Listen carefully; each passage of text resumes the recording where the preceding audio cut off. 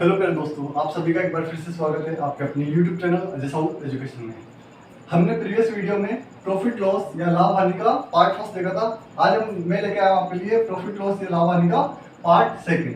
Part first में हमने कुछ basic concept CP, SP, MP, discount percentage, profit loss percentage के बारे में सीखा था। आज उसके ऊपर कुछ क्वेश्चंस में लेके आया हूँ। तो चलिए शुरू करते हैं वीडियो को बिना किसी देरी के। देखिए पहला क्वेश्चन क्या बोल रहा है, 30%, 20% व 10% के क्रमागत भट्टे के समतुल्य भट्टा ज्ञात करें। क्वेश्चन क्या बोलना चाह रहे हैं पहले समझिए। इसमें 3 डिस्काउंट दिए गए। भट्टा मतलब होता है डिस्काउंट, भट्टा मतलब डिस्काउंट, ठीक है। क्रमागत मतलब लगातार, 3 लगातार इसको डिस्काउंट दिए गए हैं किसी व्यक्ति को। तो समतुल्य मतलब तो आपको बताना है कि एक डिस्काउंट किसके बराबर होगा। तो समझिए कैसे कर देंगे इस क्वेश्चन को। इस क्वेश्चन में कोई वैल्यू नहीं दे रखे हमको, तो हम वैल्यू मान लेंगे कितनी, 100 रुपए। मान लो कोई चीज 100 रुपए की थी, ठीक है। अब इस पे 30% डिस्काउंट दिया गया, 30% डिस्काउंट। तो 100 रुपए की वैल्यू है, 100 रुपए की चीज, इसमें 30% डिस्काउंट देंगे, 30% डिस्काउंट, तो वैल्यू कितना देगी, 70 रुपीज देगी। 70 रुपीज के साथ 100 रुपीज की चीज पे हमने 30% डिस्काउंट दिया, तो 70 रुपीज आएगा, ठीक है। और उसके बाद 20% डिस्काउंट दिया, तो 20% डिस्काउंट इस पे नहीं निकलेगा। ध्यान रखना 20% जब भी क्रमागत बोले, क्रमागत, तो पहला डिस्काउंट इस पे निकलेगा, सेकंड डिस्काउंट इस वाली वैल्यू पे निकलेगा, तो इसका 20%। अब 10% कैसे निकालते हैं हम, पीछे से एक जीरो हटा के 10% मतलब इसका 10% कितना होगा, 7 होगा। 20% कितना होगा, 7 का डबल 14, मतलब 14 हो गया इसका 20%। मतलब 14 रुपीज का इसमें से डिस्काउंट दिया, तो वैल्यू कितनी आएगी, 56 रुपीज। ये 56 कैसा है समझिए, 20% का डिस्काउंट दिया।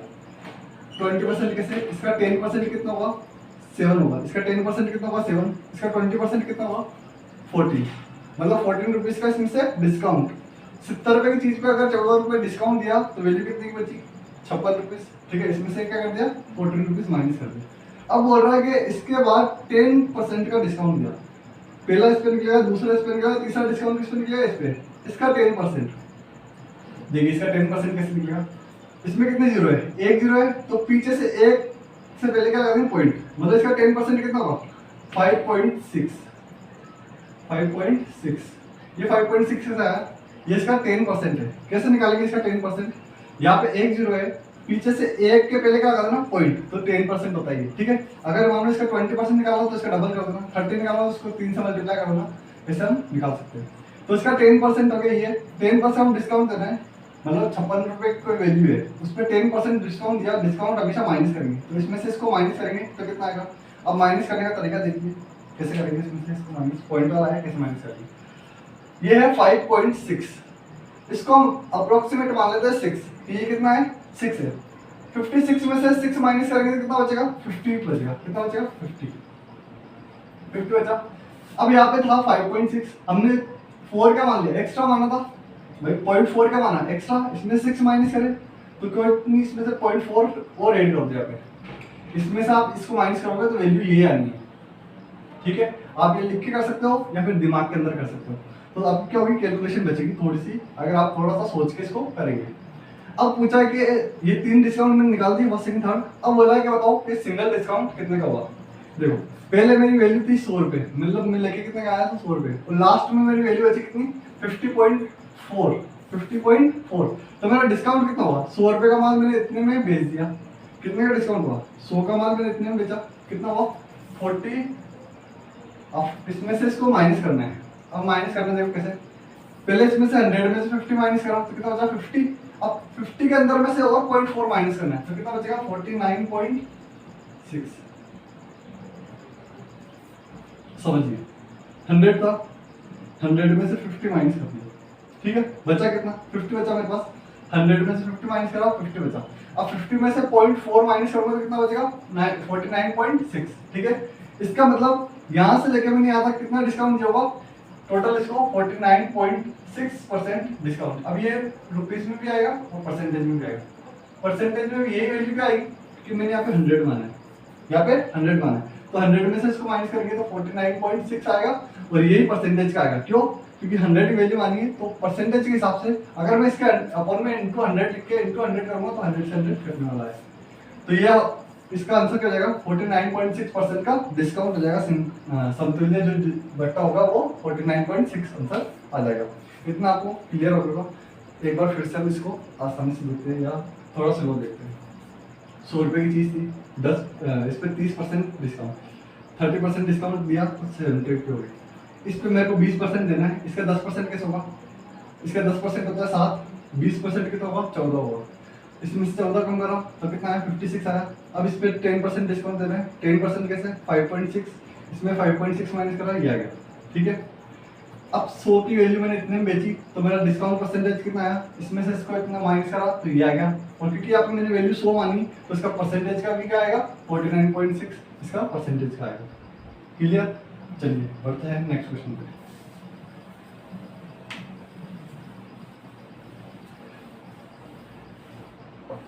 देखिए अगला क्वेश्चन क्या बोल रहा है, एक मशीन को 15% लाभ पर बेचा जाता है। ठीक है, यदि उसे 120 रुपए कम में बेचा जाता तो 5% की हानि होती और क्रय मूल्य बताइए। मतलब इसकी कॉस्ट प्राइस अपन को बतानी है। अब कॉस्ट प्राइस मेरे को मालूम नहीं है, मैंने कॉस्ट प्राइस मानी, मैंने सीपी कितनी मानी इसकी? 100 मान ली। ठीक है, अब बोल रहा है मशीन को 15% लाभ पे बेची जाती है। अगर मैंने सीपी मतलब कॉस्ट प्राइस 100 रुपये की मानी तो मेरी एसपी कितनी की आ जाएगी? अगर इसको 15% लाभ पे बेचता हूँ मैं और 100 रुपये का माल लेके आया हूँ, कॉस्ट प्राइस मतलब 100 रुपये का लेके आया हूँ मैं, 15% लाभ पे बेचा, मतलब बेचा कितना मैंने? 115 में बेचा। क्लियर? 100 का माल आया, 115 में बेचा, 15% का लाभ। अभी एक्चुअल वैल्यू पर नहीं लेते अपन, तो बोला है कि अगर 120 रुपये कम में बेचा जाता तो 5% हानि होती है। अभी बताओ 100 रुपये का जो माल है मेरा, 5% हानि के लिए मेरे को कितने में बेचना पड़ेगा? SP1 मेरा ये रहा, SP2 कितना हो जाएगा? 100 का माल 95 में अगर मैं बेचूंगा तो मेरे को 5% का क्या हो जाएगा? लॉस हो जाएगा। समझ के देखिए, एक मशीन को 15% लाभ पर बेचा, 15% लाभ पे बेचा, उसी मशीन को अगर 5% हानि में बेचा, उसी मशीन को अगर 5% हानि में बेचा तो यदि उसे 120 रुपये कम में बेचा था, तब बताओ, पहले मैंने बेचा 115 में, अभी मैंने बेचा 95 में, कितना कम में बेचा? अभी कितना कम में बेचा? 20 रुपये कम में बेचा। कितना? 20 रुपये कम। जब मैंने सीपी मानी कितना? 100, मैंने सीपी मानी कितनी? 100, तो मेरा डिफरेंस जो है वो कितना है? डिफरेंस जो है वो कितना है? 20 रुपये है, 20 रुपीज़ है। यहाँ पे डिफरेंस, एक्चुअल में डिफरेंस कितना है? 120 है। एक्चुअल में डिफरेंस कितना है? 120। तो मेरी कॉस्ट प्राइस क्या होगी? x क्रॉस मल्टीप्लाई कर देंगे। ठीक है, अब कैसे करेंगे? आपको पहले ही बता रखा है क्रॉस मल्टीप्लाई में कि क्रॉस मल्टीप्लाई करते समय हम पैरेलल काट सकते हैं। पैरेलल कैसे? या तो इन दोनों को आपस में काट सकते हैं या इन दोनों को आपस में काट सकते हैं। पैरेलल मतलब इन दोनों को या इन दोनों को, क्रॉस में नहीं काट सकते, बस इस बात का ध्यान रखेंगे। तो पैरेलल काट सकते हैं, तो आप देखिए कैसे कटेंगे।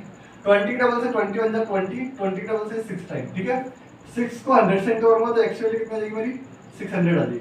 इसका यार मतलब ये हुआ जो कॉस्ट प्राइस होगी वो हमारी 600 रुपीज़ होगी। जो सीपी मेरी क्या होगी?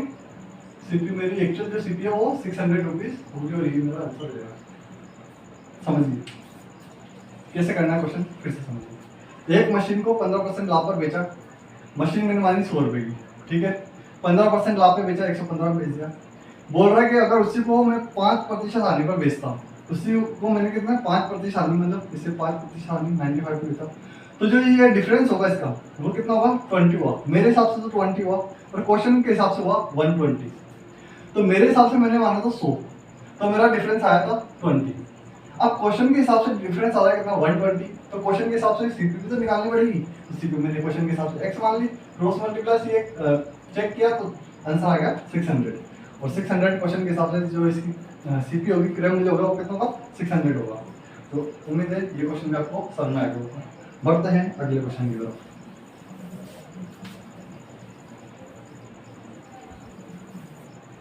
ये बताओ, चलो ये अब देखिए अगला क्वेश्चन क्या होगा। नेक्स्ट क्वेश्चन यहाँ पे लिखा है कि राम ने दो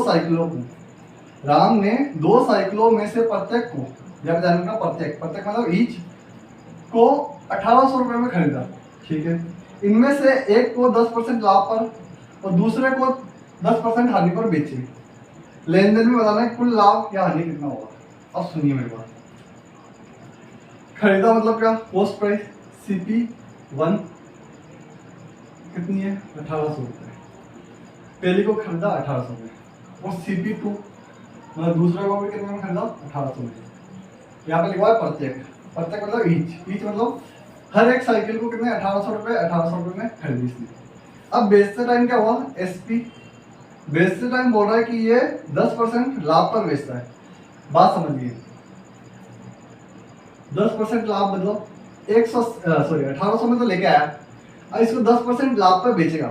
इसका 10% कैसे निकलेगा, 10% निकालने का सीधा सीधा तरीका है, पीछे से एक जीरो हटा दो तो ये 1800 है, इधर से एक जीरो हटाओगे तो कितना आएगा 180 आएगा, मतलब 10% लाभ, लाभ कितना 180 लाभ। इसको प्रॉफिट कितना हुआ 10% प्रॉफिट, इसका 10% प्रॉफिट कितना होगा 180 होगा। इस पे बेचेंगे तो SP कितना जाएगा बताओ 1980 आ गया। ये 1980 कैसे आया, 1800 की लेके आया था सामान, 10% लाभ मतलब 180 रुपये में लाभ कमाया, तो बेचा कितने में होगा 1980 में बेचा होगा। ठीक है, अब बोल रहा है आगे कि अगले वाली जो साइकिल है उसको 10% हानि पर बेची, इसको बेच रहा है लॉस पे, कितना लॉस 10%, इसका 10% फिर से कितना होगा 180 रुपये, और ये लॉस है, लॉस करेंगे तो क्या जाएगा माइनस हो जाएगा। तो SP जो मेरी 2 है वो कितनी आ जाएगी बताओ, SP2 कितनी आएगी, इसमें से इसको माइनस करेंगे। अब माइनस कैसे करेंगे समझिए, 1800 में से 180 माइनस करना है, तो क्यों नहीं इस 180 को अपन 200 मान ले, 1800 में से 200 कम करा कितना गया 1600 आ गया, 20 ज्यादा कम किया था आपने तो 20 वापस ऐड कर दो तो कितना आएगा 1620, इसमें से इसको सीधा माइनस करा तो ये आएगा। SP1 मेरी इतनी है, SP2 मेरी इतनी है, टोटल CP मेरी इतनी थी, इसमें टोटल लाभ या हानि बताना है। अब बात बताइए, फॉर्मूला क्या था SP minus CP, total SP कितनी है, टोटल CP देख लेते पहले, टोटल CP कितनी आ गई 3600 आ गई, 3600, टोटल SP कितनी आएगी, टोटल SP कितनी है, इसको और इसको ऐड करेंगे, देखिए इसको उठा के चले जाएंगे कितना जाएगा, तो ये भी कितना आएगा 3600, 20 को उठा के इसमें डाला 2000 आ गया, 2000 और 1600 कितना हो गया 3600 में लेके आया और टोटल 3600 में बेचा।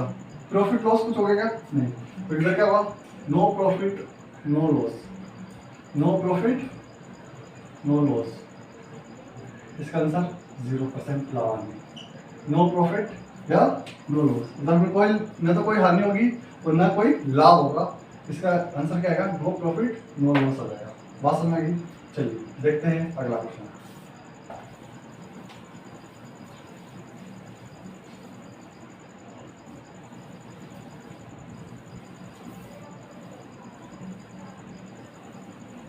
अगला क्वेश्चन क्या बोल रहा है, एक व्यापारी अपने सामान पर क्रय मूल्य से 20% अधिक अंकित करता है, वह इस पर कितना डिस्काउंट दे कि 5% का हो, लाभ जो है उसको कितना हो 5%। अब सुनिए बात, तीन चीज होती है, एक होती है CP, एक होती है MP और एक होती है SP। CP मतलब जिसने माल खरीदा, MP मतलब जिसने पे उसको अंकित किया या जितने पे उसको मार्क किया, SP मतलब जितने पे हमने बेचा। मैं आपको मान लेता हूँ मेरी CP कितनी है 100 रुपये है, क्योंकि आप कोई वैल्यू दे नहीं रखी, 100 रुपये का कोई माल लेके आया और बोल रहा है कि उस पर ये क्रय मूल्य मतलब परचेस, ये क्रय मूल्य हो गया, क्रय मूल्य से 20% अधिक अंकित, अंकित मतलब हो गया मार्क प्राइस, अंकित मतलब मार्क प्राइस, क्रय मूल्य से 20% अधिक मार्क करता हूँ, मतलब मार्क कितने करूँगा 120, समझ में आ गया इतना। इस पर कितना डिस्काउंट दे, अब डिस्काउंट देना है ताकि उसको लाभ कितना हो 5%। अब एक बात हमने देखी थी कि हम चाहे प्रॉफिट निकाले चाहे लॉस निकाले, ये किस पे निकलता है हमेशा कॉस्ट प्राइस पे, और जो मेरा डिस्काउंट होता है वो डिस्काउंट हमेशा किस पे निकलेगा मार्केट प्राइस पे। ठीक है, अब यहाँ पे प्रॉफिट हो रहा है, क्या हो रहा है यहाँ पे लाभ हो रहा है, तो लाभ हमेशा किस पे होगा CP पे होगा, 5% का लाभ हुआ, 100 का माल लाया 5% का इसको क्या हुआ लाभ हुआ, तो 100 का माल कितने में बेचेगा 105 में बेचेगा, 105 में बेचेगा, 100 का माल 105 में बेचेगा, तो इसको 5% का लाभ आ जाएगा। लेकिन यहाँ पे पूछा है डिस्काउंट कितना दे, डिस्काउंट कितना दे, तो डिस्काउंट देखिए, डिस्काउंट किस पे निकलता है मार्क प्राइस पे, डिस्काउंट किस पे निकलेगा मार्क प्राइस, ये मार्क प्राइस दे रहा, इसका 120 रुपये उस पर लिखे हुए थे, बेचा कितना में 105 में, 120 का माल 105 में बेच दिया, डिस्काउंट कितना दिया? 15 रुपए का। अब यहाँ पे फॉर्मूला लिखने की जरूरत नहीं आपको, खुद से सोचो। 120 रुपए लिखे हुए थे, 105 में बेचा, डिस्काउंट कितना दिया? 15 रुपए का। और मैंने बोला कि डिस्काउंट किस पे निकलता है? मार्केट प्राइस पे निकलता है। तो नीचे किसकी वैल्यू लिखेंगे आप बताओ? 100 लिखूँ, 120 लिखूँ, 105 लिखूँ? नीचे कौन सी वैल्यू लिखूंगा? हमेशा डिस्काउंट किस पे निकलेगा? मार्केट प्राइस पर। तो नीचे मार्केट प्राइस मतलब 120 लिखूंगा। परसेंटेज निकालना है यहाँ पे, ठीक है? कितना डिस्काउंट दे, सिर्फ डिस्काउंट पूछा था तो कितना जाएगा? 15 हो जाएगा। लेकिन हमको यहाँ पे परसेंटेज बताना पड़ेगा क्योंकि एक्चुअल वैल्यू नहीं दे रखी इसमें एक्चुअल वैल्यू नहीं दे रखी, तो हमको परसेंटेज, तो परसेंटेज बता देता हम क्या करेंगे, इसको मल्टीप्लाई 100 कर देंगे। सॉल्व करेंगे इसको कैसे समझिए। 20 के डबल से इसको 5 टाइम, 20 के डबल से इसको 6 टाइम, 3 के डबल से इसको 2 टाइम, 3 के डबल से इसको 5 टाइम। 5 5 जा 25 अपॉन 2, 25 का आधा कितना होता है? 12.5%। जो हमारा क्या जाएगा? आंसर हो जाएगा। समझ आएगा? 12.5% इसका क्या जाएगा? Correct answer. मतलब इसको डिस्काउंट कितना दिया होगा इसने? 12.5 का डिस्काउंट दिया होगा ना। आपको समझ आएगा? चलिए देखते हैं अगले क्वेश्चन।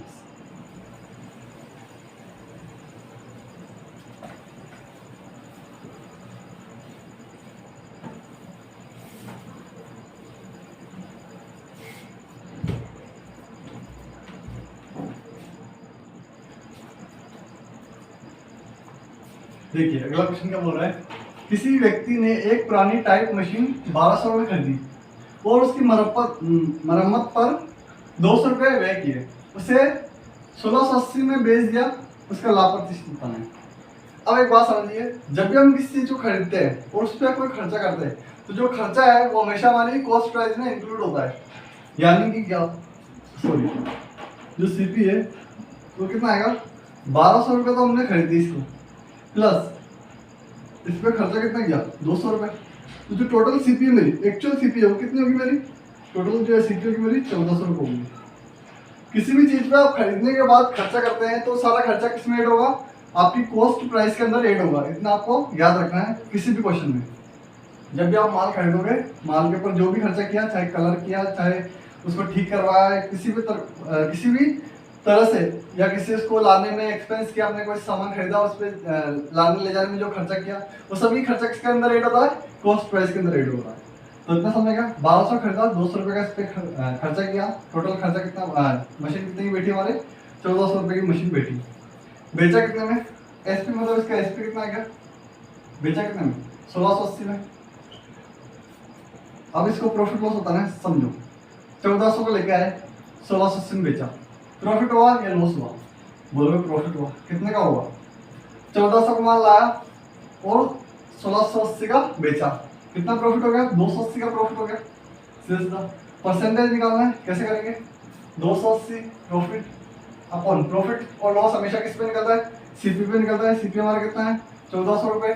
तो 1400 रुपये इंटू 100 क्यों? परसेंटेज का 2 जीरो से 2 जीरो लगाऊंगा, 41 जा 14, 42 जा 28, टोटल कितना गया? 20% प्रॉफिट, 20% प्रॉफिट। और ये हमारा क्या जाएगा? इसका करेक्ट आंसर।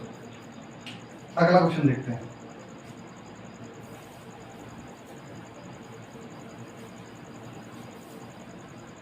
अगला क्वेश्चन क्या बोला है यहाँ पे कि जब एक साइकिल का मूल्य 20% कम हो जाता है तो बिक्री की गई साइकिलों की संख्या 20% बढ़ जाती है, लाभ हानि प्रतिशत बताना है। मैं मान लेता हूँ कि एक साइकिल का मूल्य क्या है? 100 रुपये। एक साइकिल का मूल्य कितना है? एक